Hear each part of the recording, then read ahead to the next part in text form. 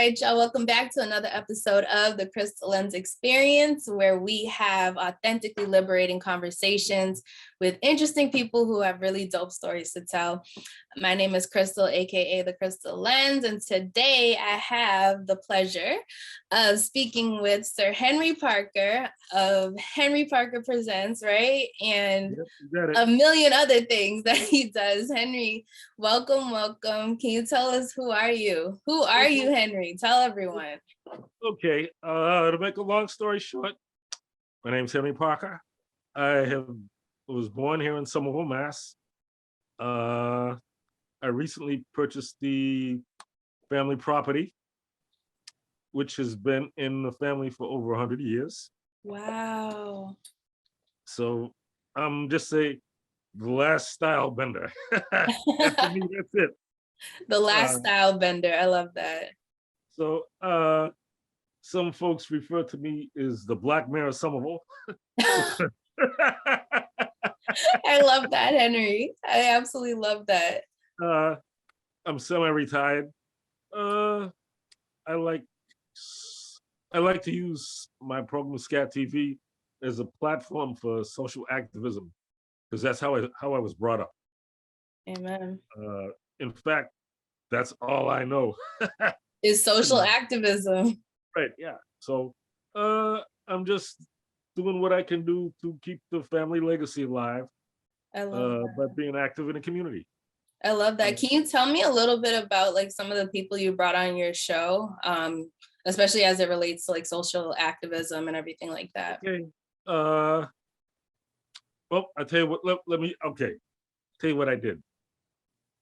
As soon as I joined SCAT, they always said talked about freedom of speech, and I said, let me put these folks to the test. So what I did was, America's #1 boogeyman is Louis Farrakhan, then and now. So I went to the nation and I said, I want to sponsor your television program. And they liked that. And we ran his show for maybe 3 years or so.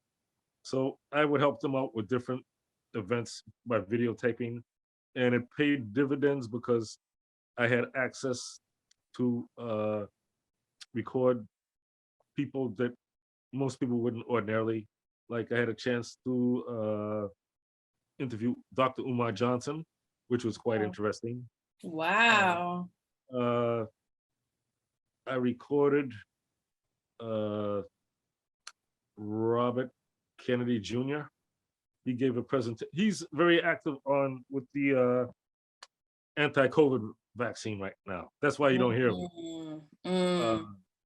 And other members of the nations and people that come in that were high profile. Wow. So it gave me. So what I do is I'm sort of like their secret weapon. I'll interview them on my show, and I have Brother Carol Smith. I sponsor his TV program, and we were able to get the word out over on this side of the bridge. I love that. I love that, Henry. And I'll say that literally, Henry, you and I have known each other probably since I think 2015 is when I started coming around the studio. And so I've definitely seen like some of the people that you've brought on and just like some of the stories you've told. Like you're definitely like an OG in the game for sure. And like much respect, much respect. So it's I just keep on plugging along. So that's me. Yeah, I love it.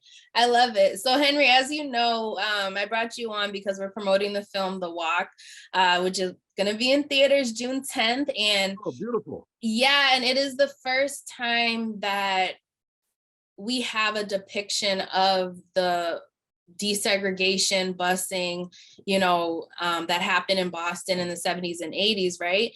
From a Hollywood standpoint, right? From a dramatic standpoint, right? There's tons of documentaries, but no one's taken on this issue creatively. So Okay. I'm super excited because my production partner in crime, George Powell, wrote the film. And as you know, I wanted to bring you on because you've been around, in Boston, in that area Yep. since like, since Right. the dawn of time. Henry been around for a minute, y'all. Right. Well, Absolutely. So Henry, tell me a little bit can you tell me a little bit about the history of busing in Boston? Like, why did it happen? I know we were like one of the first, if not like the first in the nation to integrate. Like, can you give a little bit of the history of what was going on during that time? I would say coming out of the late 60s and early 70s, it was a very interesting time back then because Mm-hmm. uh, you were just folk were just getting out of the dealing with the Vietnam War. Uh, Black folk were starting to rise up in consciousness. Folks were being eh, physically, intellectually, and spiritually liberated. Uh, they were trying to break the status quo. Now, Mm-hmm. you still had the old guard that were running things in terms of schools, etc. So when they went to desegregate the schools, like in particularly like in places like South Boston, that was a hotbed of racial segregation, they wasn't having it. They were not having it. Uh, they went out kicking and screaming. So it was pretty tense. Uh, the police were heavily involved. In fact, at that point, I had a friend that worked in South Boston. He had to have a police escort going and coming to work. Wow. Yeah. Uh, Now, where here I was residing in Somerville, it was a little bit different because Mm-hmm. Somerville had a very small black population.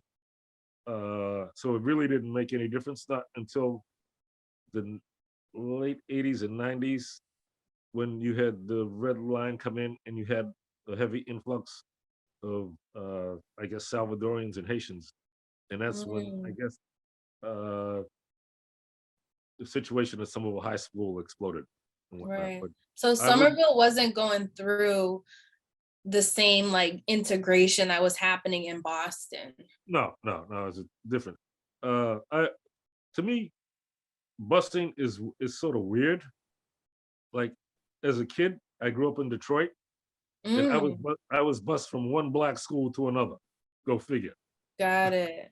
Got it. Now, the to bus black kids to all white situation, they a lot of that could have been alleviated if the schools had quality education. In terms of like books, Mm-hmm. teachers that really cared, teachers that Right. the students could relate to. Because in fact, you never hear them busting white kids to ball black schools.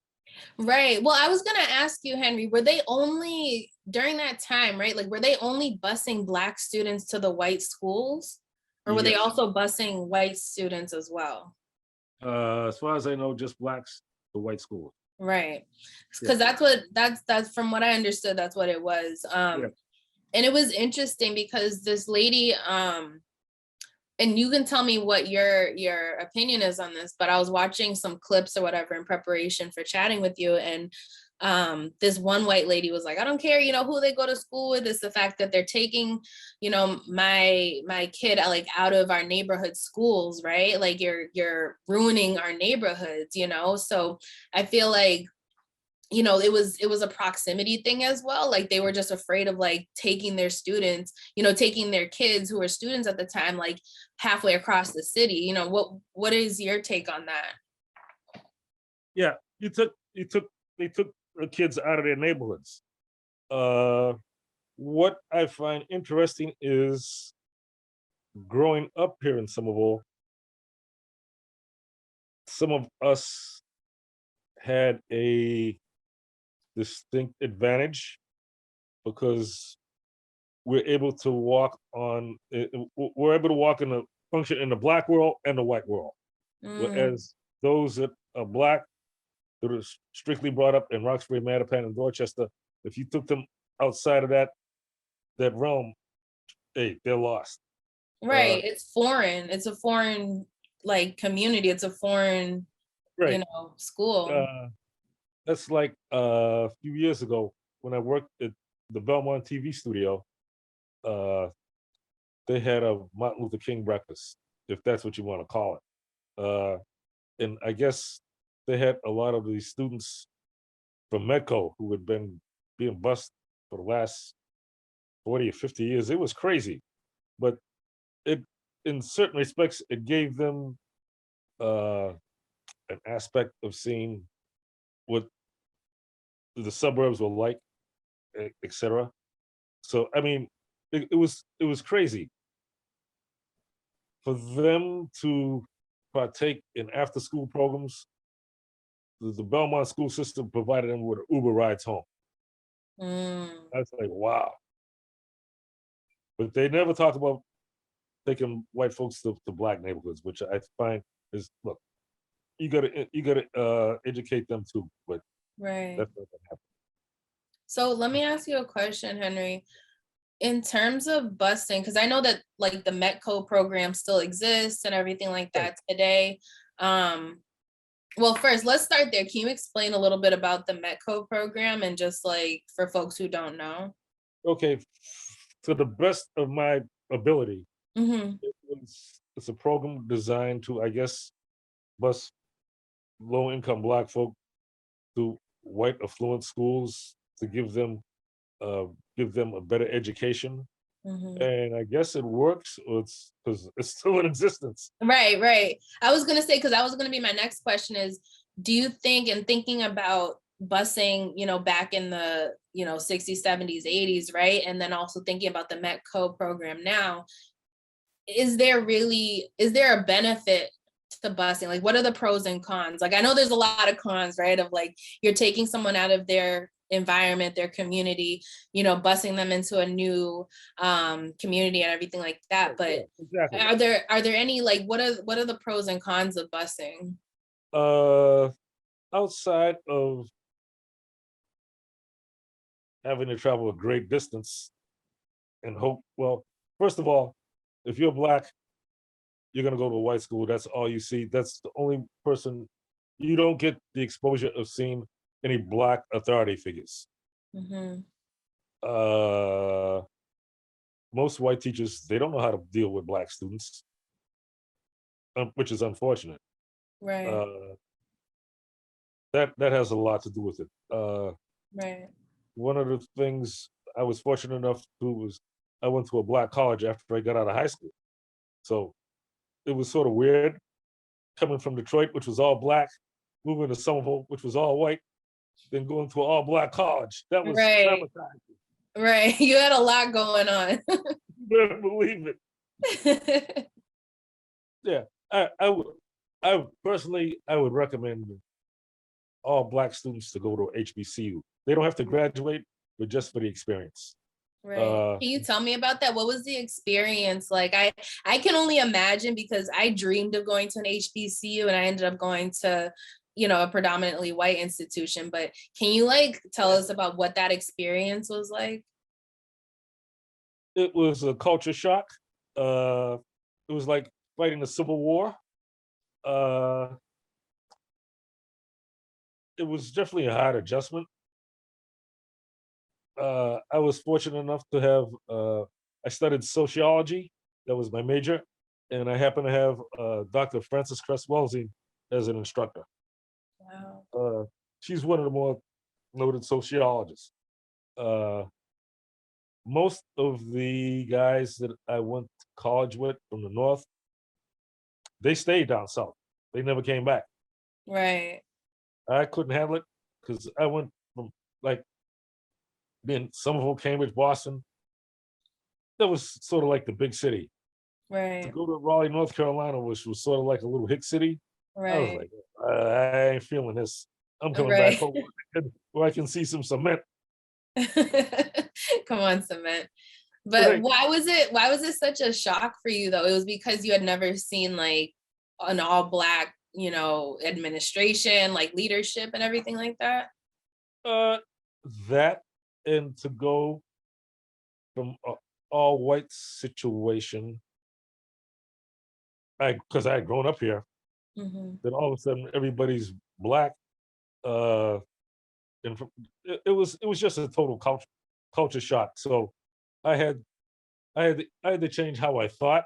I had to change how I spoke, uh, s- terminology, everything. So it was an interesting time. I still stay in contact with my girlfriend from back then, which is Ooh. amazing. I'd add. Uh,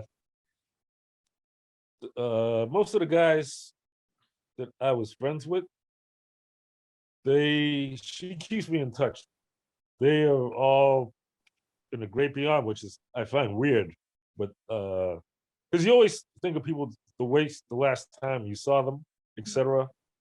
And you were good friends with them, and to find out something happened to them was like, whoa, okay, wow. Yeah. But I recommend it to anybody black, from, in Go to particularly HBCU.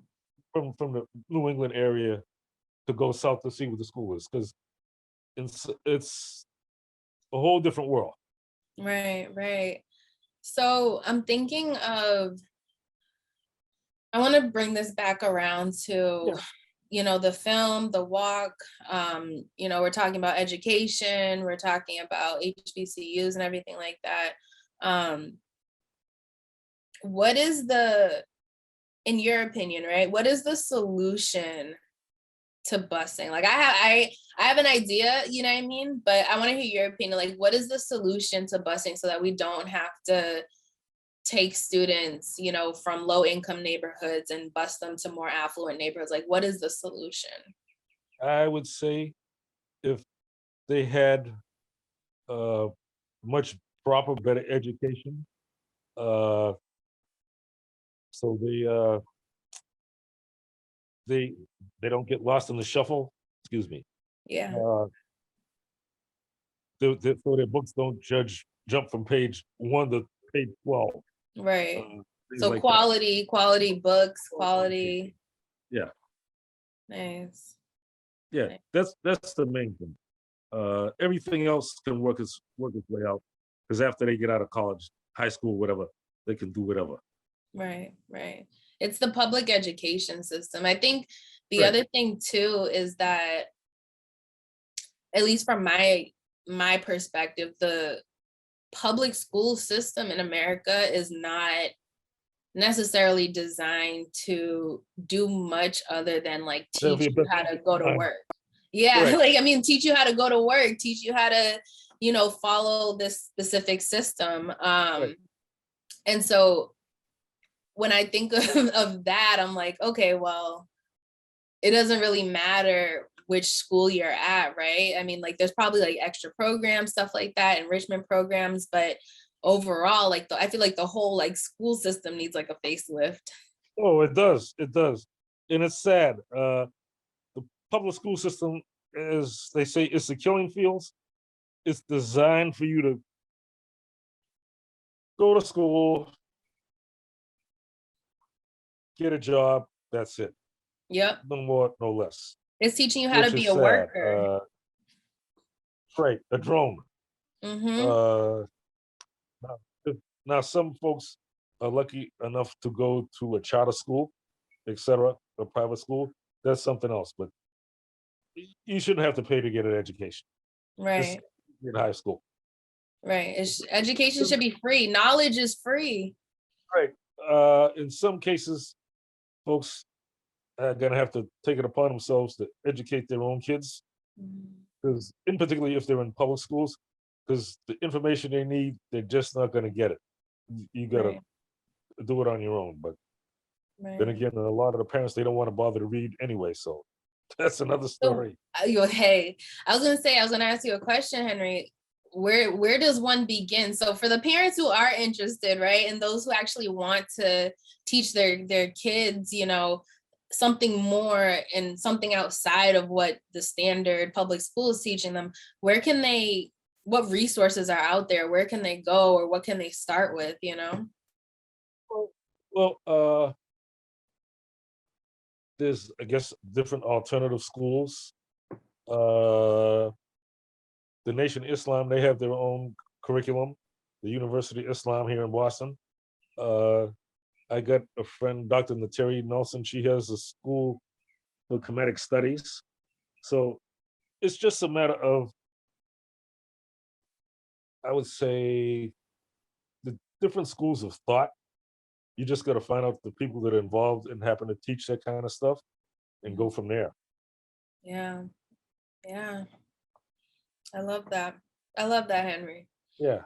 I want to ask you a question that I didn't get to ask earlier. Getting back into the film and whatnot, and what you said was beautiful in terms of like, here are different, resources. But getting in back into the film, The Walk, and thinking about what was going on at that time, do you remember, because I'm really, I'm big on media and everything like that, do you remember what you saw, whether it was on television or on the radio? Like, do you remember Oh yeah. what you were hearing in the media? Yeah. What you basically saw was uh, those that were on the buses being attacked by kids and adults going and coming to school. And it was pretty scary. Right, The hatred that was exhibited. right, right. Well, I was talking to the writer of the film, George Powell. He was saying that, we were discussing the fact that people are inherently like afraid of change, right? Because it's the unknown. And this was like a Exactly. major change that was forced upon, like, hundreds and hundreds or I don't even know how many students there were at the time, but I presume hundreds um of students who were literally just trying to get an education. You know what I mean? It was forced on them, it was forced on their parents. They're Right. They didn't taking ask for them, this. they They didn't didn't. ask for this. Right. Yeah. Yeah. So I think of that, and just how scary that must have been for, like, for everybody, right? That Right. this is a huge change, up until then, at least from my understanding of Boston history, is that like it was pretty segregated, but it was like we stayed with our people, right? Like, Exactly. we stayed with our people. And I think, like, as humans on like a real basic level, we gravitate towards people who are like us, right? So we want to stay, in our communities and things like that. And I can only imagine how scary that was, to take your child up out of like this nucleus that is your neighborhood or whatever, and Right. And um into the unknown. into the unknown. Exactly. So yeah, I definitely can empathize with that, because it's just like you're taking me out of everything that I know and putting me into, I'm a fish out of water, basically. Right. Yeah. So Henry, I want to wrap up this conversation and ask you, well, I was gonna say one more question, but two more questions. um One is, as we think about the film, The Walk, and we think about, I even think about like, my brain went to like Ruby Bridges as well, but we think about everything that was going on in Boston, in the 60s, when they're busing these students and everything like that. When you think about that situation, why is it important for us to have this conversation in 2022? Well, for it's uh important because it can be easily erased out of history. Mm, It can be forgotten. Uh, it's like many other things. Uh, that's the main thing. yeah, Uh, you don't hear about it now. Society is considerably more liberal. Uh, the old guard that put up the fight to keep the schools segregated, they're long gone. right. Uh, but you still got to keep the history alive so people say, look, hate to tell you, this could happen again. Yeah. possibly. But like I said, it's history. You got to keep the history out there so people know. Uh, Absolutely. a little side note: Hmm. uh, at the time when they were desegregating the schools here, oh, well, my mother was a school teacher in Greenville, Mississippi, when they desegregated the schools there. Wow. So she was like, "Wow, what am I gonna do?" So I said, "Look, instead of having a seating arrangement, let the kids sit anywhere. Let them figure it out." It worked. Wow. What did the students do? So, wow. So she was like literally part of the first round Yeah, of like integrating schools down there. Wow. exactly. Exactly. So put it this way: they they got tired of yelling back and forth across the room at each other. So finally, they just got up and moved their seat. And after a while, they started sitting together, and then she could come up with a seating arrangement that way. Wow. What does that tell you about like children? They can work out a lot of their issues by themselves. It's the parents that step in and make a mess out of everything. Yeah. It's the parents that are fearful. It's the parent, like kids are fearless. I think Right. about kids and like they are so fearless, but it's those of us that are older, the adults, right? That are like, oh no, like if you jump off the couch, you could break your bone. And they're like, yeah, but I'm Superman, you know what I mean? Right. Or whatever it is. Right. So I hear that. I definitely hear that loud and clear. Um, and well, I said two more things, but maybe two more things. Are there any other lessons that when you think about everything that happened with busing that was going on in Boston, um, when you look back to the 60s, when you look back to the 70s, when you look back to the 80s, and even in the 90s if you want to, what are the main lessons that we need to learn from that time? I would say, oh, that's a very good question. Very, very good question. First of all, the welfare and education of the kids come first. Mm. That's first and foremost. Uh, anything else is a moot point because it's the parents and the administrators that are going to try and inflict their will on the situation. But the bottom line is the kids got to get a quality education on both sides. Right, right, right. That's all that matters. I love that. I love that. The kids come first, like their, like you said, their well-being, their health and safety and growth and development, that has to come first, Right.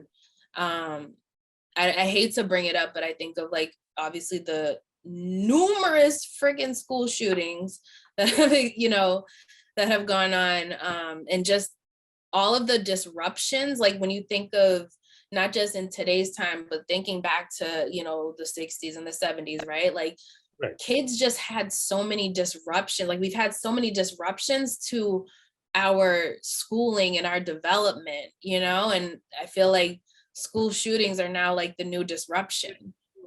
Well, yeah, but I mean, the kids back then, they didn't think about shooting up schools. That was Right. the furthest thing from their mind. Right, right, Uh, right, right. But I even mean just like with the busing, right? That it was a disruption of, the everyday, going to school. It's like now I have to learn how to, yeah, I gotta be up at 3 in the morning to catch the bus at 5 to be there by 7. exactly, exactly. So I mean like things like that. Like there's, as I look at history, there's been like so many points where there's been like major disruptions to Right. students and their ability to just get an education. Yeah, which it shouldn't be. Uh, like I said, if first of all, the public school systems are a wreck. That's that's the biggest problem right there. It's not fair for those that don't have the means to go to private school, charter school, whatever. I don't know what they're going to do with the public school system, but whatever it is, they don't plan on doing anything because it's it's a breeding ground for prisons. So uh, it's just sad. It's a sad state of affairs. Yeah. Yeah. Sad state of affairs. Absolutely. Absolutely. I totally agree. I think there's At this point, excuse me. At this no, go point, for it. you graduate from high school. If you got to do something to further yourself, because right now a bachelor's degree, much less a master's degree, ain't gonna cut it. Mhm. Not unless you learn some sort of trade. That's about it. So Right. it's a crazy world we live in. Very Right. crazy. Right. No, it's so true. It's so true. And I think you're totally right too, right? Like education shouldn't be a privilege for those who have the means to go to, like you said, private schools or, Right, all these other types of like non-public schools. right. Yeah. No, you're so right. You're so right, Henry. Um, this is good. This is good, Henry. I love chatting with you. I really love Likewise. chatting with Hey, folks at SCAT, we're still proud of you. Oh, thank you. Thank you. I literally owe so much of my like media career to Scat TV. So I definitely have to like give them a shout out, SMC and everyone who was around then. But I just want to wrap this up, Henry. Is there anything else that you'd like to add to this conversation? Anything else that we missed? Like anything that's on your heart and your spirit that you just need to get out as we wrap up this conversation and lead up to the final days of the walk? To be blunt, seeing I've known from where you come media wise, I'm extremely proud of you. From the days you were an intern with Yvette, Oh. your help found the evolution of hip hop, to your graduation to HBO. Thought I forgot about that, right? I know. Oh So gosh. it just shows you where community access television and perseverance can take you. Absolutely. And I will say, like, from the bottom of my heart, like I appreciate people like you and Yvette and Tina, like everyone, Jason, everyone who was there, Erica, like everyone who was there, because it was such a positive community. Yep. And everyone was just so supportive of like whatever idea you had. It's like, how can we make it come to life? It didn't matter. There was no dumb ideas, and yeah. I mean, all kinds of, listen, when I tell y'all, like, all kinds of madness has come out of Scat TV and Somerville Right. Media Center, all kinds. But at the end of the day, it's about fostering people's creativity and really empowering them and encouraging them to pursue this media career through community media and giving folks the access to the tools, right? Because that's another thing, is like having access to the tools to create this media is huge. So I'm forever, forever, forever grateful to all of you all at SMC and Scat TV. Like, cannot say thank you enough. So, all I can say is keep doing your thing. I'm quite sure I'll see you on the cover of Fortune 500 one of these days. Ah! Hopefully, Henry. Hopefully. Keep doing what you're doing. Thank you, Henry. I appreciate it. Thank you. And I I've just want to noticed, say, because I've noticed whatever endeavor you touch, it has your essence on it. yeah, it's the crystal lens, it's the Right, magic exactly. touch. No, I appreciate that, Henry, for real. Because I haven't been in like, the media game like that in a minute, in terms of like on camera. And Right. it feels good to like get back into it and have a familiar face, and for you to, just kind of, give me some accolades there. It's definitely appreciated.